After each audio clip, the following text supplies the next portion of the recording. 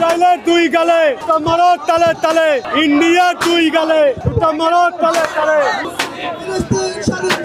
এটা আমাদের মুসলমানদের গাজা হত্যা, গণহত্যা, মুসলমানদের বাচ্চাছে, অন্যায় অবিচার করতেছে ফিলিস্তিনিরা, ইসরায়েলরা, আমেরিকারা, এই যে ইন্ডিয়ারা। আল জিহাদ আল জিহাদ। আমেরিকার দালালেরা হুঁশিয়ার সাবধান, ইসরায়েলের দালালেরা হুঁশিয়ার সাবধান।